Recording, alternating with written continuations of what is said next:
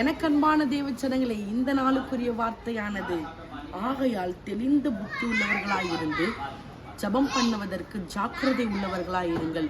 எனக்கு அன்பான தேவச்சனங்களே, தெளிந்த புத்தி உள்ளவர்களாகவும் ஜபம் பண்ணுவதில் ஜாக்கிரதை உள்ளவர்களாகவும் நம்ம இருக்கணும். நம்ம வாழ்க்கையில நம்ம எதிலுமே ஒரு தெளிவான முடிவு எடுக்க மாட்டோம். ஏசப்பா ஒரு வழி சொல்வாரு, ஆனால் நம்ம ஒரு வழியில போவோம். அந்த வழியில நம்மளுக்கு தீமையும் பொல்லாங்கோ பாவங்களோ அசுத்தங்களோ நம்ம தேடி வரும். ஆனா ஜபம் இல்லாததுனால நம்மளால மேற்கொள்ள முடியாது. இது கடைசி காலங்க. நம்ம ஜபத்துல இருக்கணும், உறுதியா தரித்து இருக்கணும். அப்பதான் நமக்கு வைத்த திட்டத்துல நம்மளை ஆசீர்வதிப்பார். யோனாக்கு ஒரு திட்டம் வச்சிருந்தார், நீ நினிவேக்கு போ, அங்க என்னை பத்தி சொல்லுன்னு. அங்க நான் சொன்னா கேட்பாங்களா அப்படின்னு தட்டி கழிச்சாரு. தர்ஷிஷுக்கு போனாரு. வழி மாறி போனதுனால, தெளிவில்லாத போனதுனால கடல்ல தூக்கி வீசப்பட்டாரு.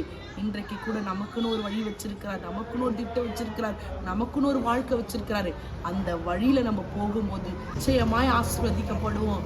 அது மட்டும் இல்லை, ஜபத்துல தரித்து இருக்கணும். இந்த கால ஜபம் இல்லைன்னா யாரை விழுங்கலான்னு பிசாசு தேடி கொண்டு இருக்கலாம். நம்ம அதிகாலை எழுந்து நம்ம ஜபிக்கும் போதுதான், உறுதியாய் தரித்து இருக்கும் போதுதான், தெளிவுள்ளவர்களாய் இருக்கும் போதுதான் நம்ம இந்த உலகத்தை ஜெயிப்போம். இந்த பூமியில நம்ம ஆசீர்வாதத்தை சுதந்திரிப்போம். அன்பான தேவஜனங்களே, தெளிவுள்ளவர்களாய் ஜபத்துல உறுதியாயிருங்க. கர்த்தர் உங்களை ஆசீர்வதிப்பார். ஆமென்.